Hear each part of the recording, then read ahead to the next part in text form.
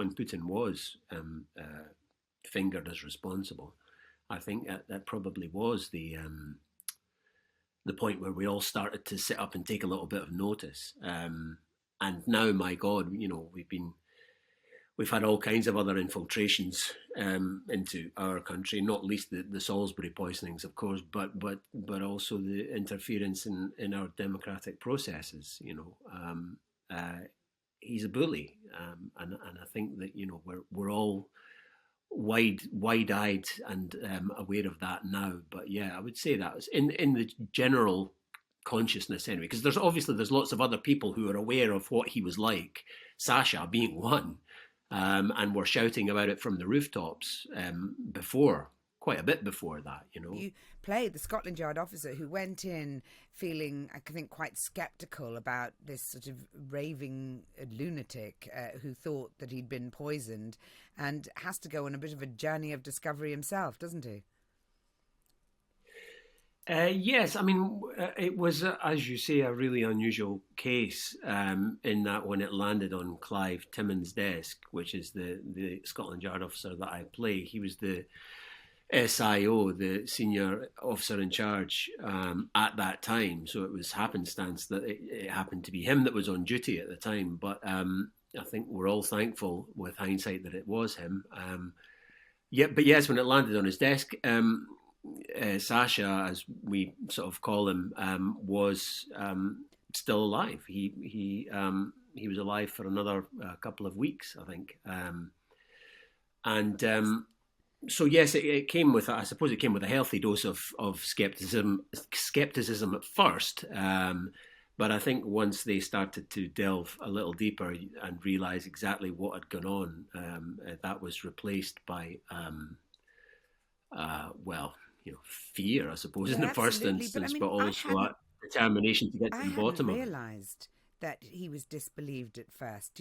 My memory of it is, these headlines, this man's in hospital, he's been poisoned by Putin.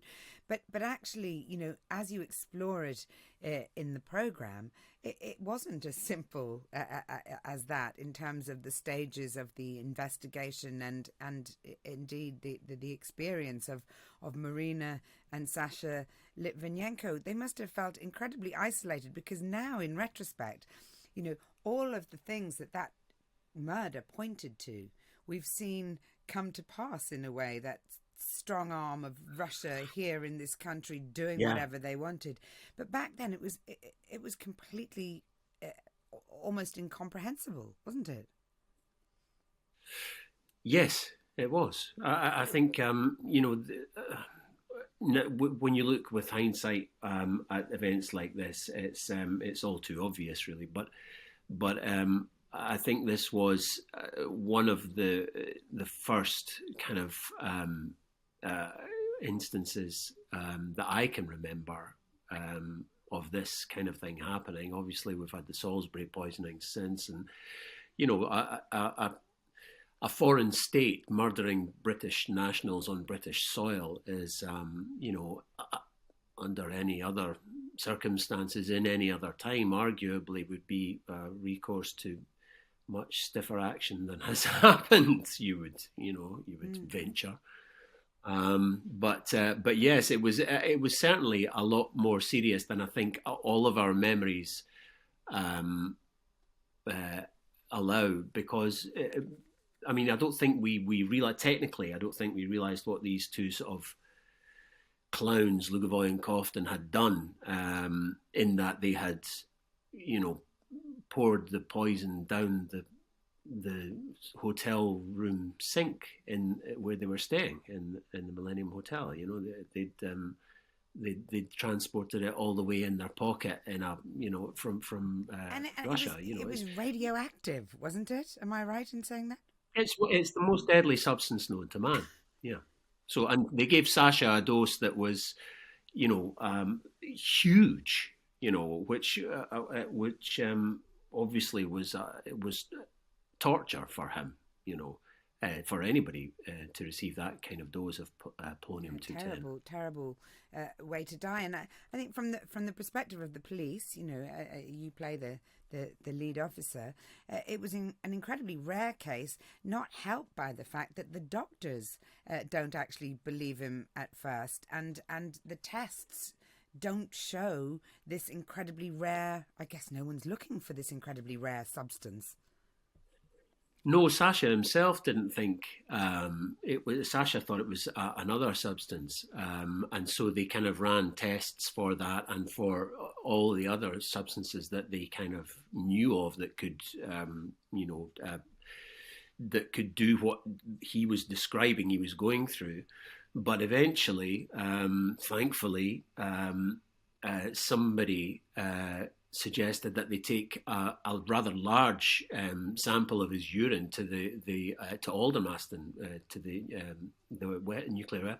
nuclear facility at Aldermaston, and they can run a test for polonium-210, and that's when they discovered that's what it was. How much was your character, Clive Timmins, a pioneer in this whole thing, or was he? I mean, I always think it must be really difficult to play a police officer or investigator of any sort, because there's been so many of them, and they're going through the procedures, but actually you need to have a sort of backstory, I presume, for your character in order to make them credible and real, and but you don't have a lot of ammunition with which to do that often. No, that's true. I mean, when you're playing somebody who is real and who is still alive, then and who is as generous with their time as Clive was to the show and to me personally, then it becomes a lot easier because you can just ask him. You can ask him, tell me everything about yourself from the year dot up until this case landed on your desk, which he did. So I had a lot of insight into his personal life. And his formative years, and then subsequently into the kind of what was going on in SO15 at the time, because SO15 was quite a newly, in fact, it was that year it had been merged. Two departments had been merged together, so there was a kind of it was a tumultuous time in the department anyway, because lots of people who weren't used to working with each other, were being forced into this kind of pool of police talent, and then that case landed on his desk. So in a way it kind of brought everybody together, was how he described it, because people had to really buckle down and work hard, because it was an incredibly difficult case, one of the biggest cases that the Met's ever had. And one of the things that really sticks out in the series is that relationship that forms between Sasha, briefly for obvious reasons, but later and continuing with Marina, his wife, and the police officers. Marina really entrusts the police to seek justice, but starts quite sceptical about what they're going to do. But actually, in the end, they work very, very closely together, don't they? Is that what Clive explained to you? Yes, I mean they're still in touch now. I mean it was a one of these. Well, it was a highly kind of charged moment in history, I suppose. Which, yes, the thing that I loved about the story, the thing that really attracted me to the story at first, was that it was a story about good police work. As you were pointing out earlier on, there's a glut of police drama around. But all too often peppered with broken officers, or officers who have problems at home. You've got a wife and you're with her. It's audacious. Yes, exactly. Yeah, yeah, I know, it's crazy, and he's not an alcoholic. But yeah, so it's kind of refreshing to read something that worked so brilliantly. From the police perspective, as a drama that didn't have any of those kind of personal problems at its core. It was wholly different from that, which was really refreshing.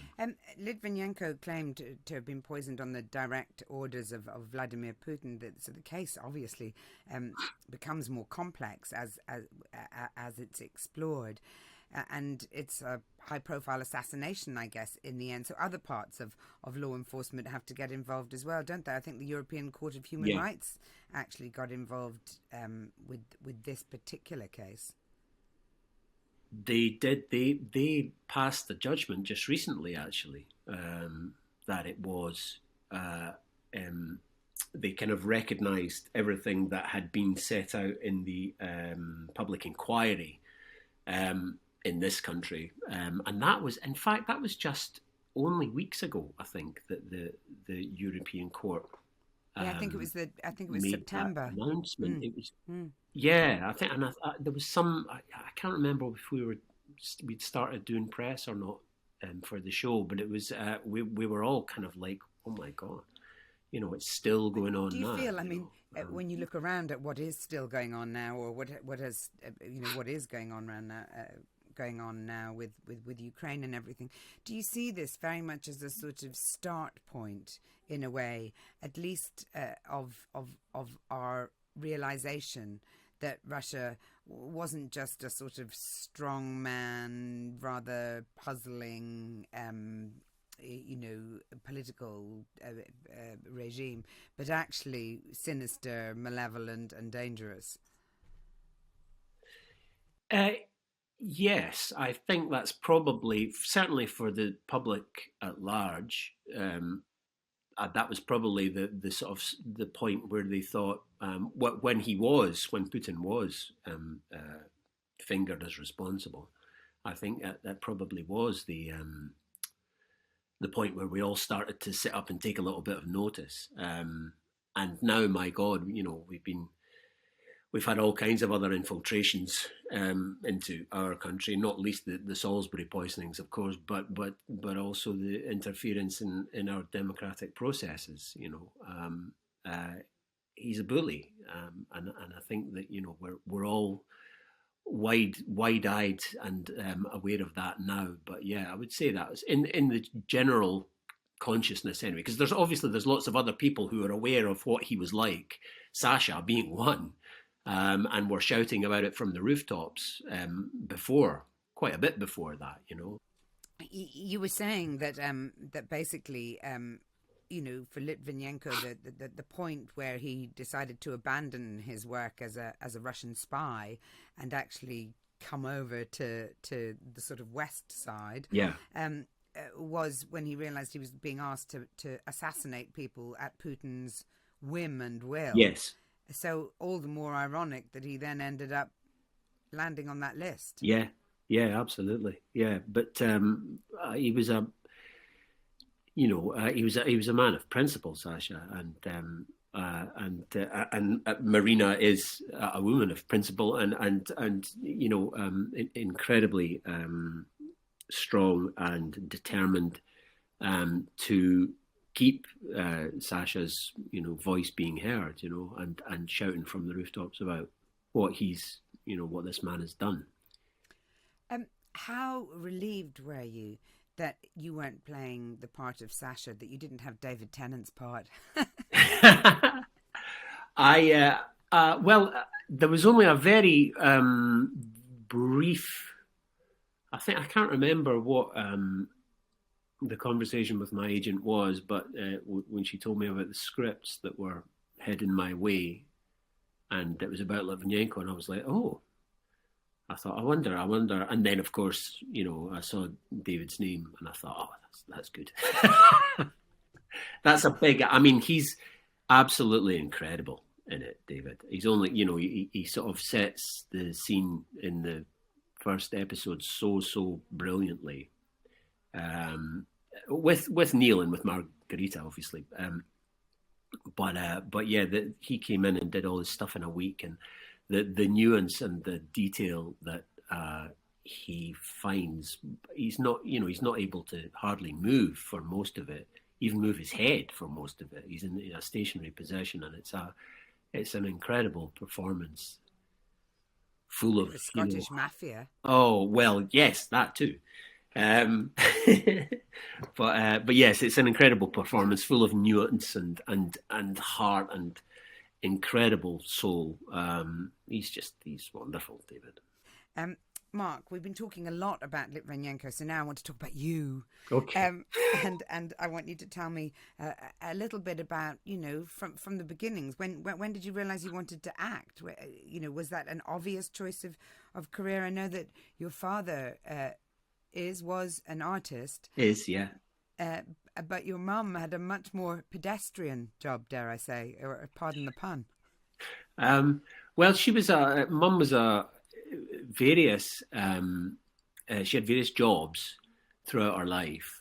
She was a mum to me and my brother Vincent for the first kind of, I guess, 10 years. And then she got involved in being a play leader at the local play group. And then when we moved to Edinburgh, when I was about 11 or 12, she learned how to drive a bus and drove the play bus around Edinburgh. And then later became a social worker and worked for the RSSPCC and Sure Start, when Sure Start was a wonderful thing that the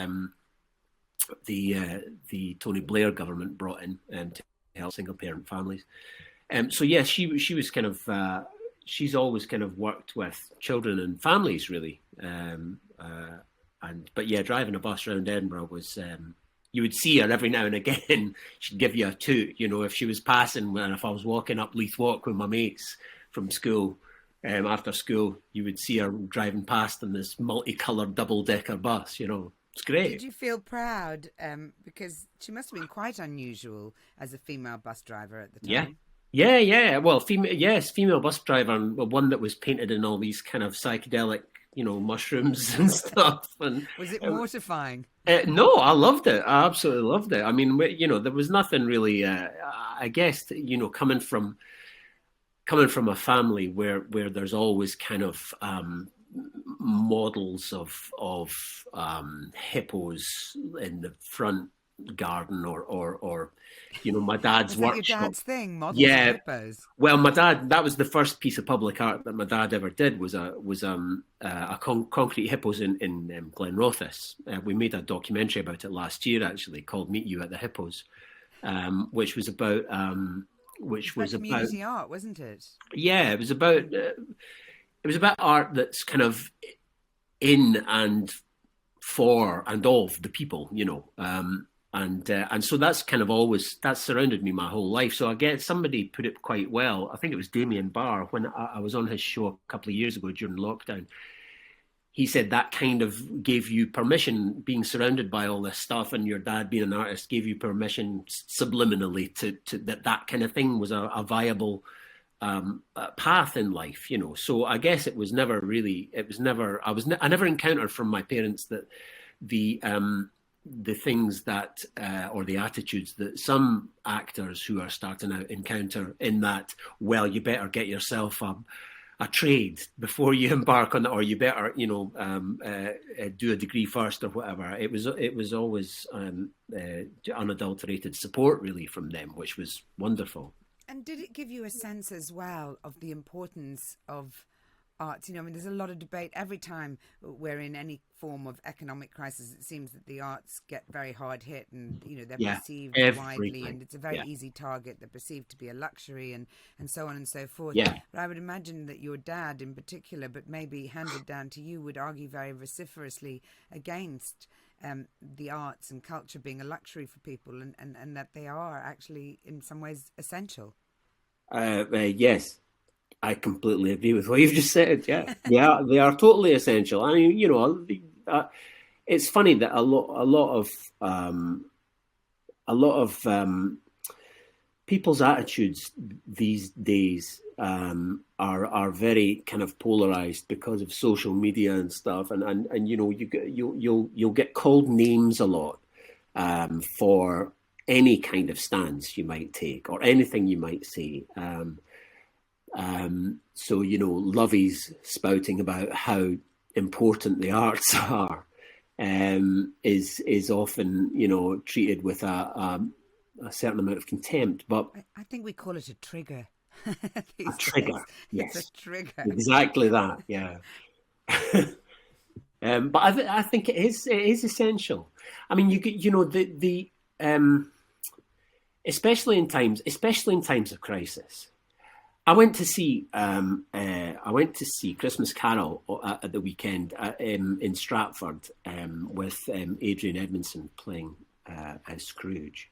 Amazing. Um, it was utterly brilliant and so prescient. It was unbelievable. The talking about the poor so much because Dickens. It was sort of framed in with Dickens and his friend talking about how he was going to write the story and how he wanted to write a paper about poverty, but instead his friend was going, make it a story, make it a story. People want stories.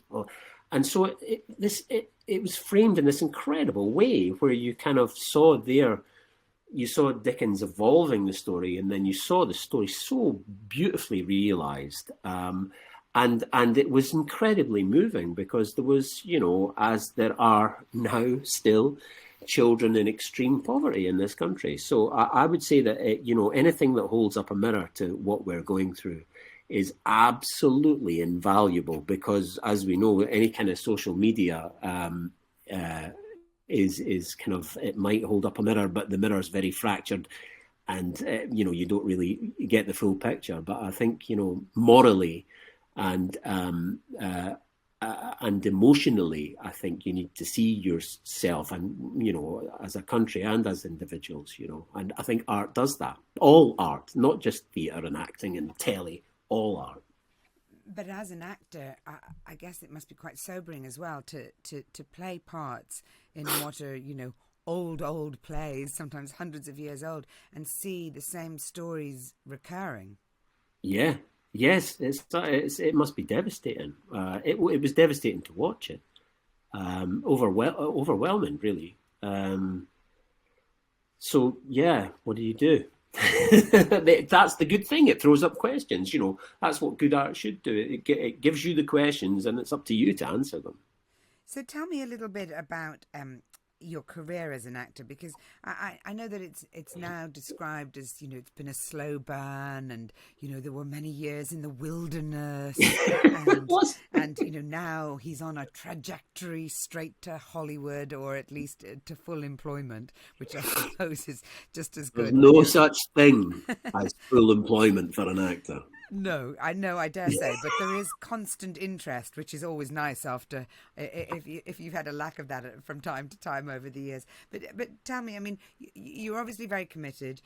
You didn't hit superstardom straight away. Do you feel that you have now? And what's your with the benefit of hindsight, what do you think? Do you think it's a good thing as an actor? I mean, it must be a good thing to work your way slowly, getting better all the time.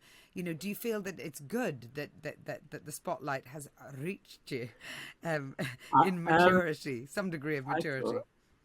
Yes, certainly. I'm not sure about maturity, but I think I don't know if I don't think that the spotlight has reached me. I'm happy to be. I'm more than happy to be working.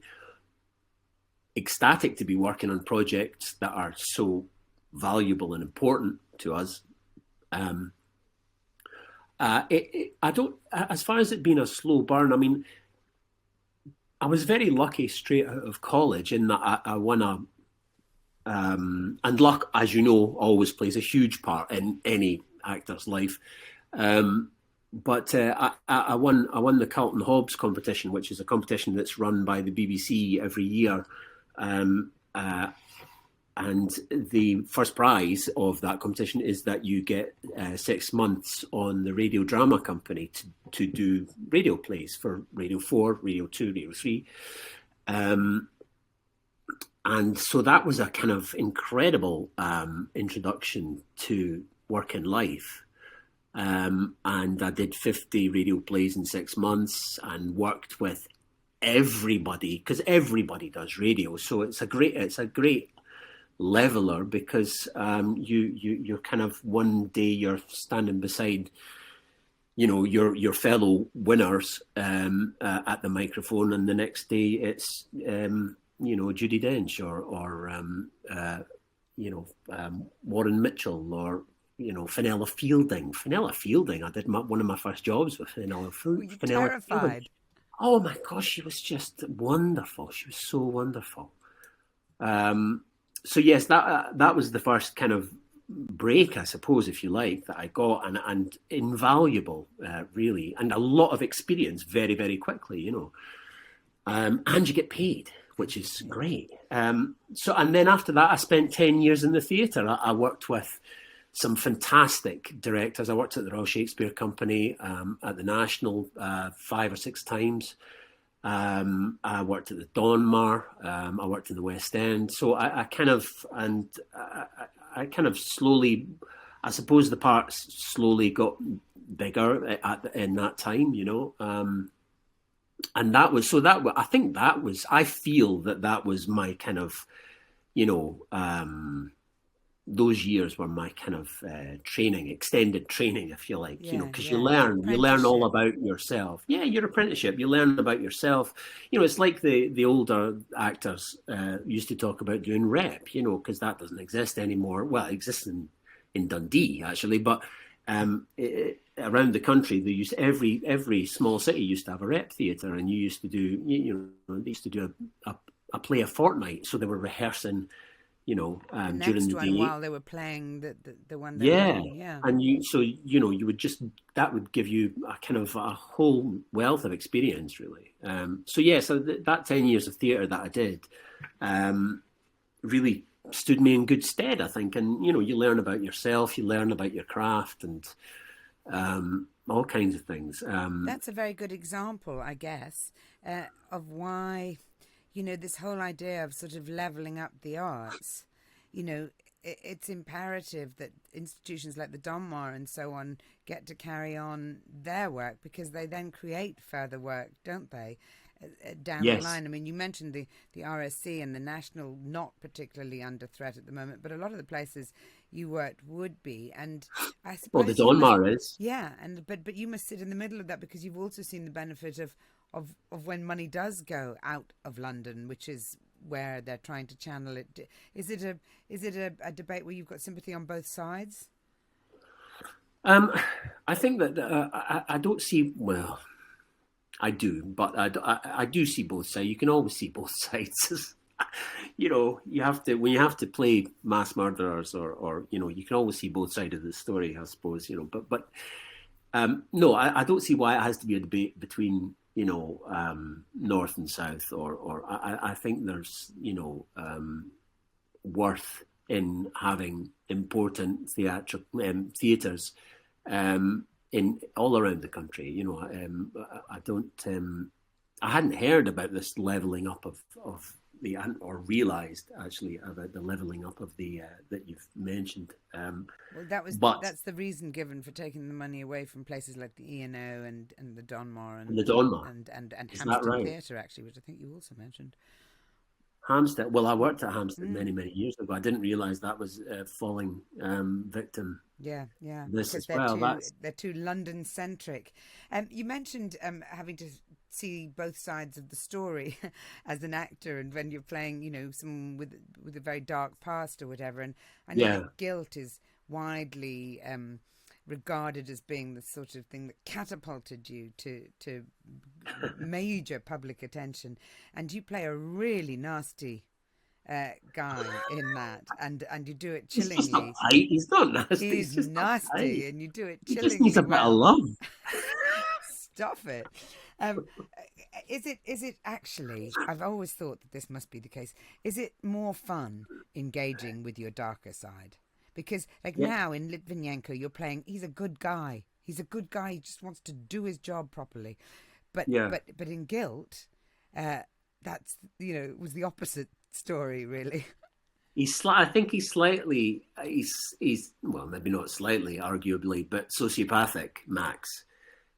In that he doesn't really, he looks out for number one, and he doesn't really care who falls by the wayside. So from that point of view, I suppose he's pretty horrible. But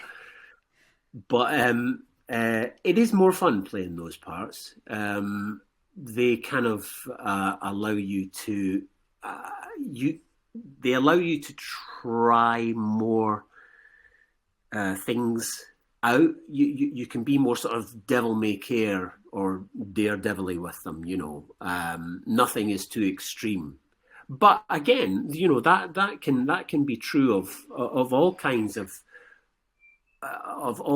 situations with, as you say, goodies like Clive. He's an inherently good person doing an inherently good job and wanting to help people. But I mean, it's slightly harder to find the excitement in those places, but it can be found. Whereas somebody like Max in Guilt, he's very out there, and you can take all kinds of risks quite blatantly until somebody goes, actually, that's a bit much. Would you mind just dialing that back a bit? Which they usually do with me. Um, just finally, as I'm sure you're more than aware, every single person in the nation is, we are gearing up to Christmas. It is nearly upon us. What will you be doing for your Christmas? Do you have Christmas traditions? Do you try and hide under the duvet? That's my preferred Oh, wouldn't that position. be wonderful? No, I've got two young children, 11 and 7, so we'll be up early, I'm sure. Um, and we're having a quieter one this year, just the four of us, which will be really nice on Christmas Day, and then travelling up to Scotland, weather permitting, to see my folks, and then over to the northwest to see Lucy's folks. So yeah, I'm really looking forward to this year. Actually, it kind of feels like, even though obviously COVID is still around, it kind of feels like we're a little bit, we're not quite as in chains as we were the last sort of few years. It's been a hellish time for everybody, hasn't it? Absolutely. So yes, I'm really looking forward to spending some time with family. That'll be so lovely.